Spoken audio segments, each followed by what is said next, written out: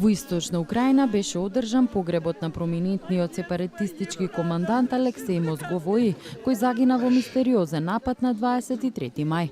На погребот присуствуваат членовите на неговата единица и жители на градот Ачевск, кој е под контрола на проруските бунтовници. Се уште не е јасно кој е виновен за смртта на Мозговои, кој претходно преживеа серија на атентати.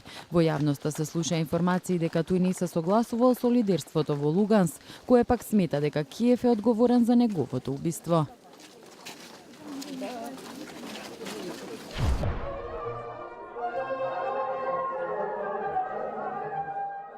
Во Азербејџан опозицијски групи се собраа за прослава на традиционалниот ден на Републиката во селото Ховхани, кое е местото на раѓање на првиот претседател на земјата. Опозицијски лидери упатија критика до претседателот Илхам Алиев и соопштија дека Азербејџан ќе ја врати својата слобода.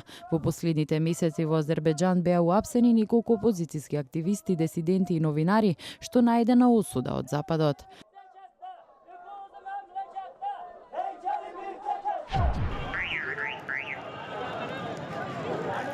Во Пешавар, северозападен Пакистан, сопственици на продавници протестираа поради силното присуство на безбедносните сили во реонот, бидејќи тоа влијае на нивниот бизнис. Тие соопштија дека не се во можност да ги паркираат нивните автомобили во реонот и бараат седиштето на полицијата да биде преместено на друга локација.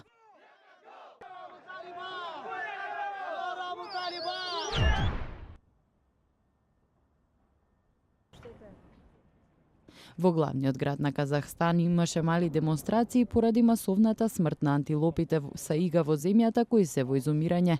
Речиси сите антилопи од овој вид живеат во Казахстан, но според властите околу 120.000 антилопи биле пронајдени мртви во последниве недели, што е околу половина од популацијата. Причината за смртта не е јасна.